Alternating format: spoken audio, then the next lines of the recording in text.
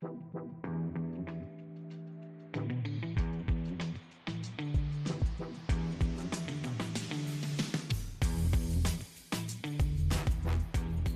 everyone, and welcome back to Learn English with Claire. I am Claire. And I am Daniel. Really glad to be here with all of you today. Before we get into today's lesson, we want to send a big hello to every single person listening from around the world right now.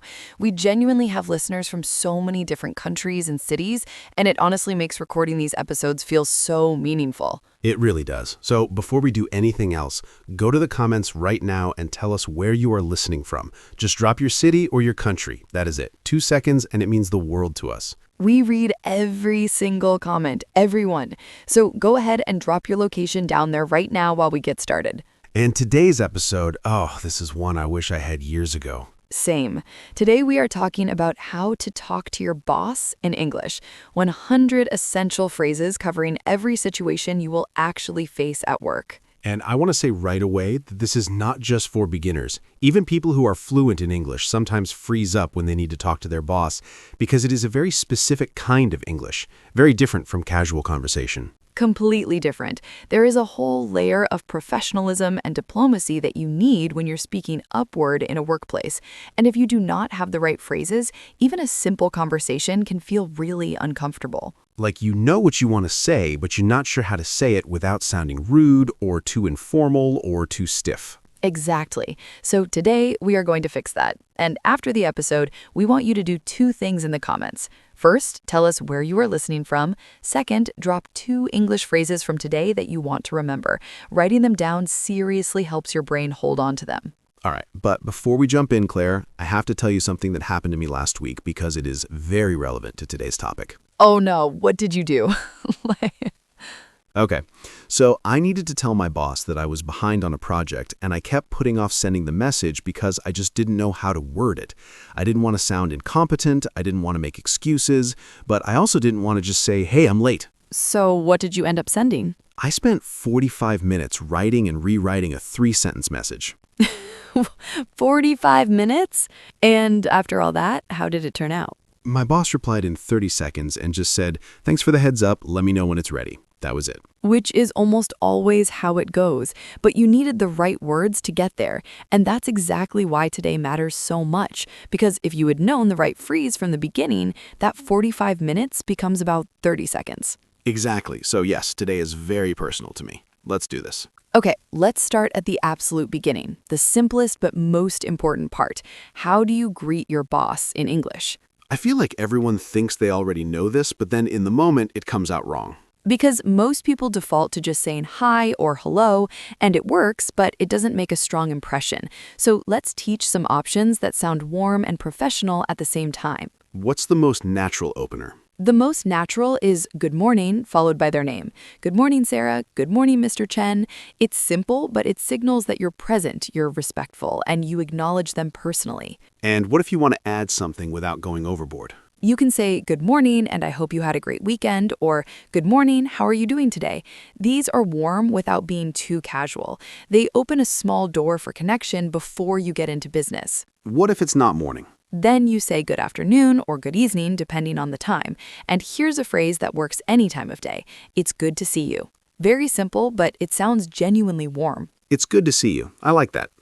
What if your boss asks, how are you, and you want to give a real answer instead of just fine, Banks? This is actually really important because if you just say fine every single time, it starts to feel robotic. Instead, you can say, I'm doing really well, thank you. Or it's been a busy week, but things are going well. Or honestly, it's been a full morning, but I'm glad we have this time to connect. Oh, I like that last one. It's honest, but it's also positive and forward-looking. Exactly. You're not complaining, you're just being real. Let's practice the greeting. Repeat after us slowly. Good morning, I hope you had a great weekend. One more time at natural speed. Good morning. I hope you had a great weekend. Perfect. Now let's get into one of the most important skills for talking to your boss, making requests politely. Because there's a big difference between can I have Friday off and I was wondering if it would be possible to take Friday as a personal day. Huge difference. The first one sounds like you're talking to a friend. The second one sounds professional. And in a professional setting, how you ask is almost as important as what you're asking for. So what are the key phrases for making polite requests? The first and most versatile is could I please? For example, could I please have until end of week to finish this? Or could I please get your thoughts on this proposal before I send it out? Could I please is soft, polite, and works in almost every situation. Could I please? Simple. What's the next one? The next level up is I was wondering if it would be possible to. This one sounds more formal and more considered. For example, I was wondering if it would be possible to work remotely on Thursday, or I was wondering if it would be possible to push our meeting to tomorrow afternoon. That phrase sounds like you've thought about it rather than just asking on a whim. Exactly, which is exactly the impression you want to give your boss. And here's another one that's very polite. Would it be okay if I? For example, would it be okay if I left 30 minutes early today? Or would it be okay if I looped in a colleague on this project? Looped in. What does that mean? To loop someone in means to include them in a conversation or a project so they're kept informed.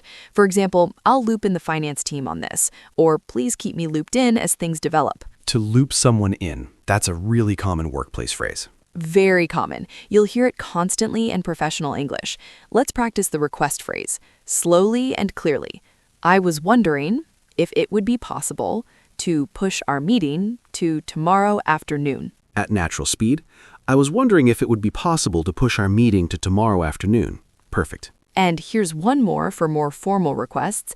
I would like to request. For example, I would like to request a performance review meeting at your earliest convenience, or I would like to request some additional time on this deliverable. Deliverable. That's a business word, right? Yes, a deliverable is something you're expected to produce and hand over by a specific time, like a report, a presentation, a design, or a finished project. For example, the deliverables for this quarter include 2 reports and a client presentation. Good to know. So you can say, I would like to request more time on this deliverable. That sounds very professional. It does, and your boss will appreciate that you're using the right language. Okay, now let's talk about something that I think is just as important as making requests, keeping your boss informed. Because I used to think if I just did my work, everything would be fine, but that's not how it works. It really is not. Your boss is managing multiple people and multiple projects. They can't read your mind. So regular communication is essential, and it doesn't have to be long or complicated. You just need the right phrases to make it feel natural. So how do you give a quick update without it feeling like a formal report? The most natural phrase is just wanted to give you a quick update. For example, just wanted to give you a quick update on the client proposal. I've finished the first draft and will send it over for your review this afternoon. That's professional, clear, and takes about 10 seconds to read. Just wanted to give you a quick update. That phrase makes it feel casual and low pressure even when the content is important. Exactly. And here's another one. I wanted to let you know. For example, I wanted to let you know that I have completed the market research and the results are really promising. Or I wanted to let you know that I'll be out of the office on Monday for a medical appointment. I wanted to let you know. That's a really soft opener. It doesn't demand anything. It just shares information. And it keeps your boss in the loop, which they always appreciate. Let's practice. Slowly and clearly. Just wanted to give you a quick update.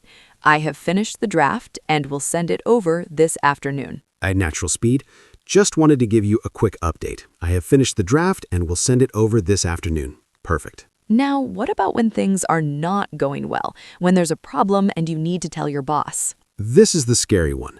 Nobody wants to be the person delivering bad news. But delivering it early and professionally is so much better than staying silent until the problem explodes. The key phrase here is, I wanted to flag something. Flag means to bring something important to someone's attention. For example, I wanted to flag that we're running behind on the timeline and I'm working on a revised schedule. So you present the problem, but you immediately follow it with what you're doing about it. Absolutely. Your boss doesn't want just a problem. They want a problem and a plan. Here's the full structure. I wanted to flag that, blank. I'm currently blank, and I expect to have this resolved by blank. That's such a clean structure. Let me try one. I wanted to flag that the supplier has delayed our order. I'm currently looking into alternative options, and I expect to have a solution for you by end of day tomorrow. That's perfect. Completely professional and completely reassuring. Let's practice the opener. Slowly and clearly. I wanted to flag that we are running behind on the timeline and I'm working on a revised schedule. At natural speed, I wanted to flag that we are running behind on the timeline and I'm working on a revised schedule. Excellent. Now, let's talk about asking your boss for feedback, because this is something that a lot of people avoid, but it's actually one of the most powerful things you can do for your career. Why do people avoid it? Because they are afraid of what they might hear. But here's the truth. Bosses respect people who ask for feedback. It signals that you care about growing, that you take your work seriously, and that you're not defensive or fragile. So, how do you ask for it naturally? The most direct way is, could I get your feedback on this? For example, could I get your feedback on this presentation before I send it to the client? Or could I get your feedback on how the meeting went? Could I get your feedback on this? Short, clear, not at all threatening. And here's one that sounds even more collaborative. I would really value your input on this. Input means your opinion, perspective, or contribution. For example, I would really value your input on this before we move forward. Or before I finalize this, I would really value your input. I would really value your input. That sounds like you genuinely want their expertise, not just their approval. Exactly. And here's one more. Do you have any thoughts on how I could approach this differently? This one's humble and open. It invites honest feedback without putting your boss in the awkward position of having to criticize you directly. Do you have any thoughts on how I could approach this differently? Let's practice that. Do you have any thoughts on how I could approach this differently? At natural speed, do you have any thoughts on how I could approach this differently? Perfect. And what do you say when you get feedback that stings a little? You never get defensive, even if your first instinct is to explain or justify. Instead, you say, "Thank you for that feedback. I will work on it." Or, "I really appreciate you pointing that out. I will make those changes right away." Even if inside you're thinking, that's not fair. Especially then, because in that moment, your professionalism is being tested, and the people who can receive feedback gracefully and act on it are the ones who move forward in their careers. You can always reflect on whether it was fair later. In the moment, you receive it with gratitude. That's actually really wise. Thank you for that feedback. I will work on it. Slowly and clearly. Thank you for that feedback. I will work on it. At natural speed, thank you for that feedback. I will work on it. Excellent. Let's talk about something that I think requires the most skill of everything we've discussed so far. Disagreeing with your boss. This is where a lot of people either go too far and sound disrespectful, or don't go far enough and stay silent when they should speak up. And both of those are problems. Both of them, because if you're too direct, you can damage the relationship. But if you never push back, you stop contributing your real perspective, and your boss stops seeing you as someone who thinks independently. So how do you find the middle ground? The golden rule is you always acknowledge their view before sharing yours. You never lead with the disagreement. You lead with respect. The first phrase is, "I completely understand where you're coming from." Then you add your perspective. For example, "I completely understand where you're coming from. I was wondering if we might also consider approaching it from this angle." So you validate first and then introduce your idea. Always. Here's another one. "I see your point. However," for example, "I see your point. However, based on the numbers I've been looking at, I think there might be a risk we haven't fully accounted for yet." I see your point. However, that however is doing a lot of work there. It really is. It bridges respect with honesty. And here's one that's even softer. "I wonder if there's another way to look at this." This invites a conversation rather than presenting a counter-argument. For example, "I wonder if there's another way to look at this. The timeline might create some challenges for the team." I wonder if there's another way to look at this. That doesn't sound like a disagreement at all. It sounds like curiosity. Which is exactly how good disagreements should feel. Let's practice. "I see your point. However, based on the numbers, I think there might be a risk we haven't fully accounted for yet." I see your point. However, based on the numbers, I think there might be a risk we haven't fully accounted for yet. Perfect. And here's what you say after you've shared your perspective and your boss decides to go with their original plan anyway.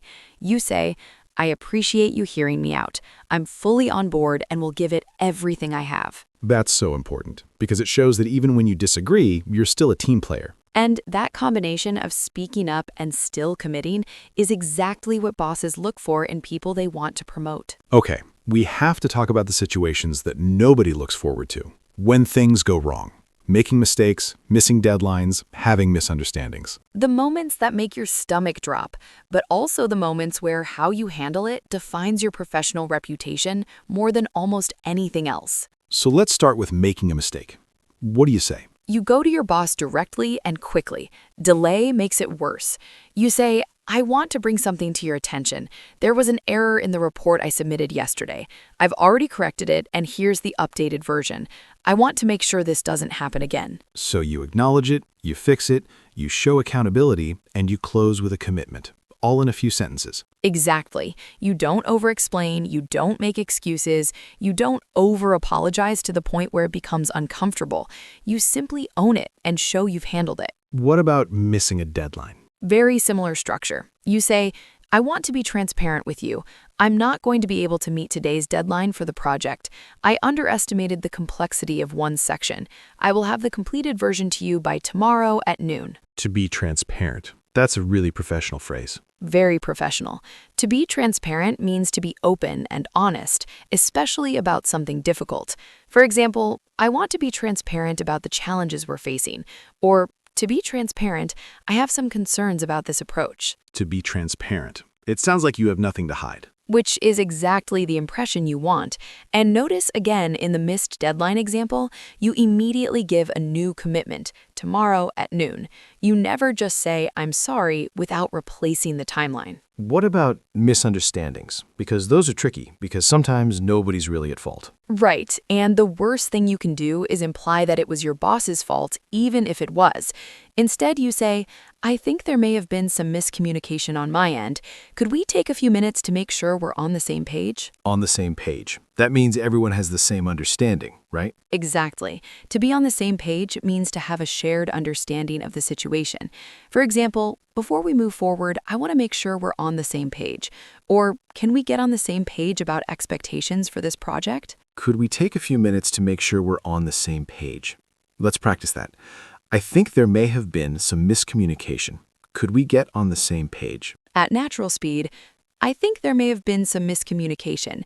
Could we get on the same page? Perfect. Now, let's talk about the conversation that most people want to have, but very few know how to start, asking for a raise or a promotion. The big one. People spend years waiting for the right moment and then either never ask or ask completely the wrong way. Because they haven't been given the language for it. So let's give you the exact phrases to use from the opening request all the way to the end of that conversation. Where do you start? You start by requesting a dedicated meeting. You don't bring this up casually in a hallway or at the end of another conversation. You send a message or an email, and you say, would it be possible to schedule some time to discuss my development and future direction within the team? Development and future direction. That's much more strategic than just saying, can we talk about my salary? Because it signals that you're thinking long-term, that you're invested, and it gives your boss time to prepare for the conversation, rather than being caught off guard. And then once you're in that meeting, how do you open? You say, thank you for making time for this.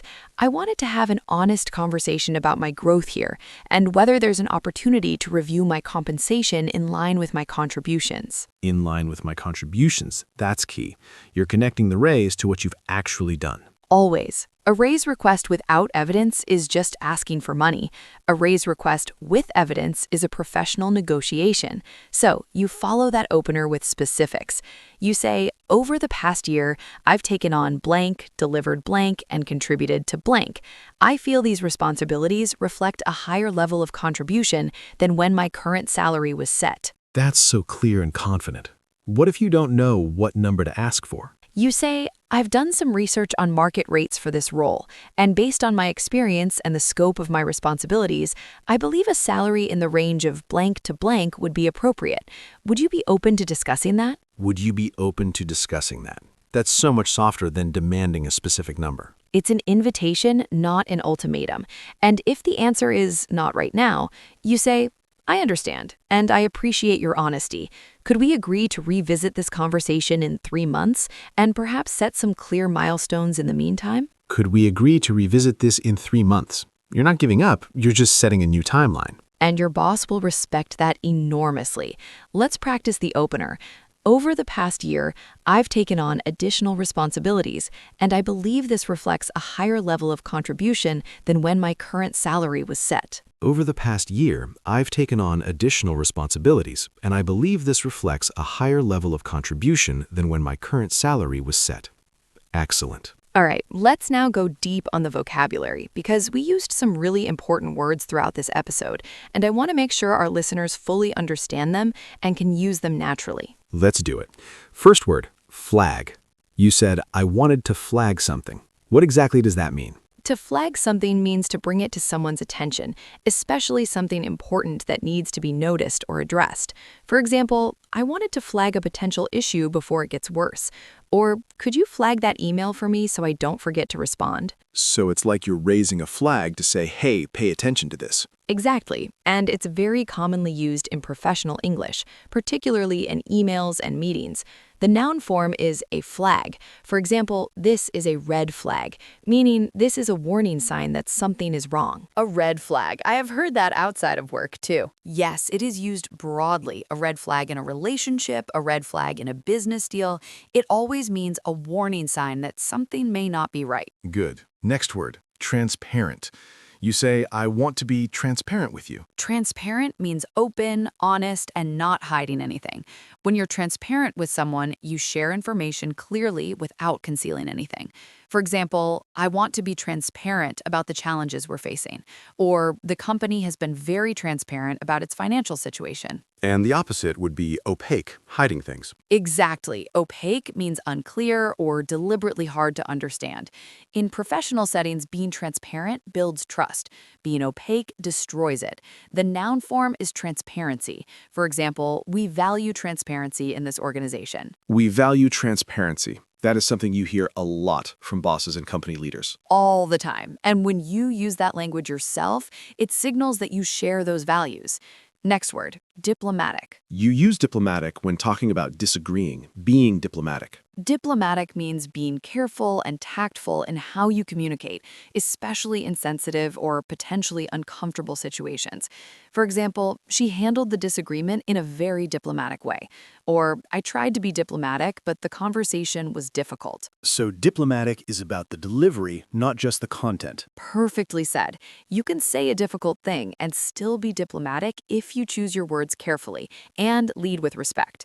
The noun form is diplomacy. For example, this situation requires a lot of diplomacy. The adverb is diplomatically. For example, he raised his concerns diplomatically. Diplomatically. I want to say everything more diplomatically. We all do. Next word, accountable. We talked about taking responsibility for mistakes. Is accountable the same as responsible? Very similar, but slightly different. Responsible means it was your task or your duty. Accountable means you accept the consequences of the outcome, whether good or bad. For example, I am fully accountable for the error in the presentation. Or, as team leader, I'm accountable for the results this quarter. So accountability is about owning the outcome, not just the intention. Exactly. And bosses value accountable employees enormously because it removes the need for blame and creates a culture of ownership. The noun is accountability. The phrase is to hold someone accountable. For example, my boss holds me accountable for my targets every month. To hold someone accountable. Good phrase. Next word, deliverable. A deliverable is a specific piece of work that must be completed and submitted by a certain deadline. It's a very common business word. For example, the deliverables for this project include a market analysis and a final report. Or, I have 3 deliverables due by end of week. So it's basically a task with a deadline and a specific output. Perfectly defined. And using words like deliverable in professional conversations signals that you understand how business works. It makes you sound like someone who thinks in terms of outcomes and timelines. Good. Next word, Compensation, used in the raise conversation. Compensation means the total financial package you receive for your work. It includes your salary, any bonuses, benefits, and other financial rewards. For example, I would like to discuss my compensation package, or the compensation for this role is competitive. So compensation is broader than just salary. Exactly. When you use the word compensation instead of salary or money, it signals that you understand the full picture and you're approaching the conversation professionally. The verb form is to compensate. For example, the company compensates its employees fairly. And the related word is remuneration, which is even more formal. Yes, remuneration is very formal and often used in official documents or high-level professional discussions. For everyday work conversations, compensation is the right word. Last vocabulary word, loop in. You said, I'll loop in the finance team. To loop someone in means to include them in a project or conversation so that they're kept informed and involved. For example, could you loop me in on that email thread? Or I'll loop in our legal team before we sign anything. And the opposite would be to leave someone out of the loop. Exactly. If you're out of the loop, you don't have the information you need. For example, I've been out of the loop this week because I was traveling. Or could you fill me in? I've been out of the loop on this project. Fill me in and loop me in both mean give me the information I'm missing. Very similar. Fill me in is slightly more casual. Loop me in is more professional. Both are very natural in workplace English. All right, let's do a full summary of everything we covered today, every phrase, every situation, all in one place. Starting with greetings. When greeting your boss, you say good morning or good afternoon, followed by their name. You can add, I hope you had a good weekend, or how are you doing today? When asked how you're doing, you say, I'm doing really well, thank you. Or, it's been a busy week, but things are going well. You use could I please for simple requests. I was wondering if it would be possible to for more considered requests. Would it be okay if for soft permission-seeking requests? And I would like to request for formal written or spoken requests. And you use loop in when including someone in a project or conversation. You say just wanted to give you a quick update, followed by the status. You say, I wanted to let you know, followed by important information.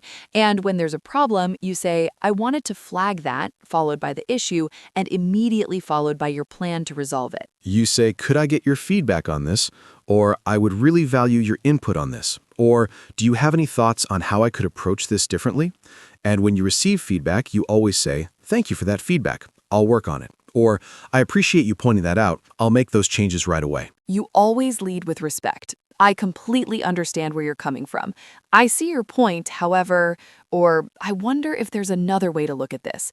After sharing your view and your boss decides to go ahead with their plan, you say, I appreciate you hearing me out. I'm fully on board and will give it everything I have. For mistakes, you say, I want to bring something to your attention, acknowledge the error, present the fix, and commit to preventing it again.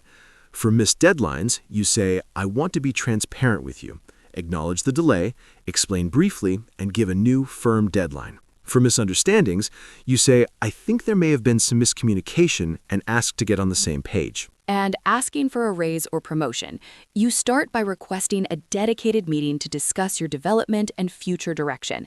In that meeting, you open with, I wanted to have an honest conversation about my growth and whether there's an opportunity to review my compensation in line with my contributions.